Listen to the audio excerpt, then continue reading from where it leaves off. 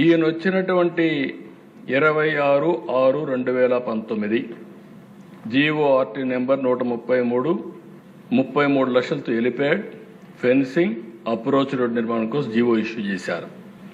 18/7/19 తేదీన ఆ భూములు 22A కింద పెట్టేశారు.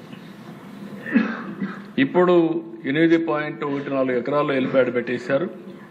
1.9 ఎకరాల్లో ఒక 76 మంది వేరే వాళ్ళు అక్కడ ఉండే పరిస్థితికి వచ్చారు.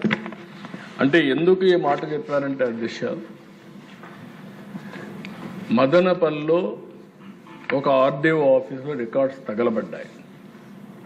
తగలబెడితే నాకు చాలా ఆవేశం కలిగింది. వీళ్ళు ఎన్ని రికార్డ్స్ మార్చేస్తారు, మొత్తం తగలబెడుతున్నారేమని. అక్కడి నుంచి నేరుగా నేను ఇదే మరి అసెంబ్లీకి వస్తుంటా నాడు DGPని హెలికాప్టర్ ఇచ్చి పంపించాను. అక్కడి నుంచి CCLA వీళ్ళందరూ పంపించాం. ఆ రోజు ఆ ఏరియా వాళ్ళందరూ కూడా పెద్ద ఎత్తున వచ్చి వాళ్ళ భూములన్నీ ఏ విధంగా ట్యాంపర్ చేశారో చెప్పే పరిస్థితికి వచ్చారు. ఈ విధంగా రాష్ట్రం మొత్తం పెట్టారు. వాళ్ళు చేసిన పాపాన్ని కడగడానికి మనకు 1 సంవత్సరం పడతా ఉంది. రెవెన్యూ రికార్డ్స్ అన్నీ ప్రక్షాళన చేస్తున్నాం. ప్రొసీజర్ అన్నీ ఎస్టాబ్లిష్ చేశాం. ఇప్పటికి 2 సార్లు వెళ్ళాను, ఇంకా 10 సార్లు.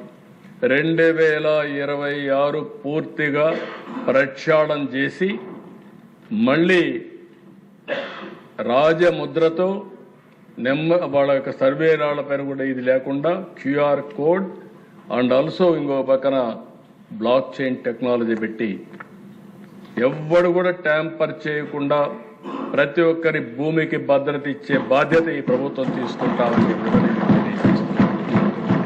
అంటే ఒక వ్యక్తి చేసిన తప్పుని కరెక్ట్ చేయాలి. టోటల్ గవర్నమెంట్ 1 ఇయర్ పనిచేయాల్సి వస్తూ ఉంది. అప్పుడే ఇది సాధ్యమయ్యే పరిస్థితికి వస్తూ ఉందని చెప్పి కూడా మీకు తెలియజేస్తున్నా. నిన్న మొన్న అధ్యక్ష మైనింగ్ చూశారు, శాండ్ స్కామ్, పెద్ద స్కామ్. మొత్తం ఈరోజు శాండ్ విషయంలో చాలా స్పష్టంగా ఉన్నాం. నేను ఒకటే అపీల్ చేస్తున్నా, ఇక్కడ ఉండే వాళ్ళకు కూడా ఫ్రీ శాండ్ ఇస్తా ఉన్నాం. ఎవరైనా ఎక్కడైనా తీసుకెళ్ళొచ్చు. అది ఇక్కడ వాళ్ళేవో తీసుకుపోలేని పరిస్థితి ఉంటే ఎవరో ఒకరి కలెక్టర్ ఒక అరేంజ్మెంట్ చేసి తక్కువ ఖర్చుతో ఎక్స్క్లవేషన్ చేసి వాళ్ళకి తక్కువ ఖర్చుతో చేరే విధంగా చేయాల్సిన బాధ్యత ఉందని చెప్పాం. ఇది కూడా మీరు గుర్తుపెట్టుకొని మనం అందరూ యాక్ట్ చేయాల్సిన అవసరం ఉంది. అదే మరి లిక్కర్ అధ్యక్ష, ఇది కూడా మనం చూసాం. ఇందులో కూడా అడల్ట్రేషన్, ప్రజల ప్రాణాలను కూడా దెబ్బతీసే పరిస్థితి తీసుకొచ్చారు. అవి కూడా మనం చూసాం. ఇవన్నీ కూడా జరిగాయి. దానిపైన కూడా ఎంక్వైరీ జరిగింది. నిన్న కూడా సుప్రీంకోర్టు కూడా సీరియస్గా తీసుకునే పరిస్థితికి వచ్చారు. 3,200 కోట్ల రూపాయల స్కామ్, అలాంటి పెద్ద స్కామ్ ఇది.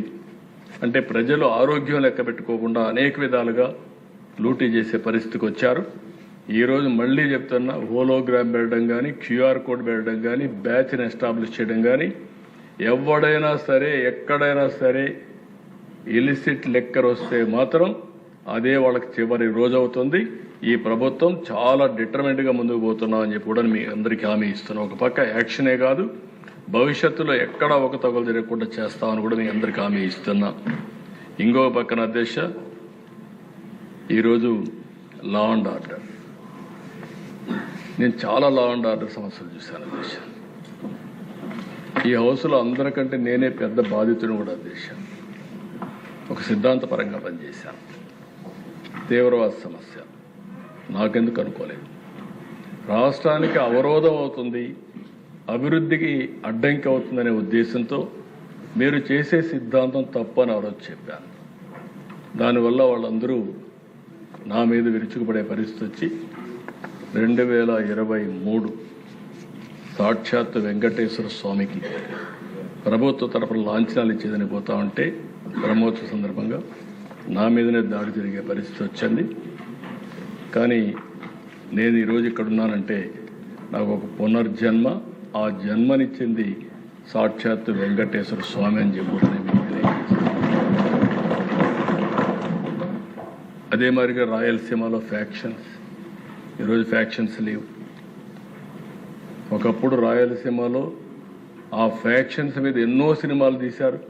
ఇక్కడే బాలకృష్ణ గారు సినిమాలు తీశాడు, లేకుంటే చిరంజీవి గారు తీశారు, పవన్ కళ్యాణ్ గారు తీయలేదు అనుకుంటాను, రాయలసీమ ఫ్యాక్షన్స్ లేదనుకుంటాను. మరి ఫ్యాక్షన్స్ సినిమాలు తీసిన పరిస్థితి కూడా ఉన్నాయి.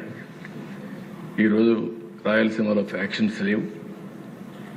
వేరే రకమైన నేరాలు ఉండొచ్చు కానీ ఫ్యాక్షన్స్ మాత్రం పూర్తిగా రూపుమాపాం. మత విద్వేషాలు కంట్రోల్ చేశాం. ఒకప్పుడు నేను చాలా స్పష్టంగా చెప్పా, రౌడీ అనేవాడు ఈ రాష్ట్రంలో ఉండడానికి వీలు లేదు. అంత మునుపు వీధికి ఒక రౌడీ ఉండేవాడు, అవి కూడా కంట్రోల్ చేశాం. ఈ మధ్యకాలంలో నాకు అందరి సమస్యలు కంట్రోల్ చేస్తున్నాం. ఈ సమస్యలు లేవు ఇప్పుడు. రెండోది నక్సలైట్స్ కూడా సమస్య పరిష్కారం అవుతుంది. ఇటీవల కాలంలో అమిత్ షా గారు కూడా అనౌన్స్ చేశారు, మార్చి 30th కంతా నక్సలైట్ సమస్య దేశంలో ఉండదని. కానీ మనకు వచ్చిన సమస్య రాజకీయ ముసుగులో రాజకీయ నేతలే నేరాలు చేయడం మొదలు పెడితే ఏమవుతుందనేది మనం గుర్తుపెట్టుకోవాల్సిన అవసరం ఉంది.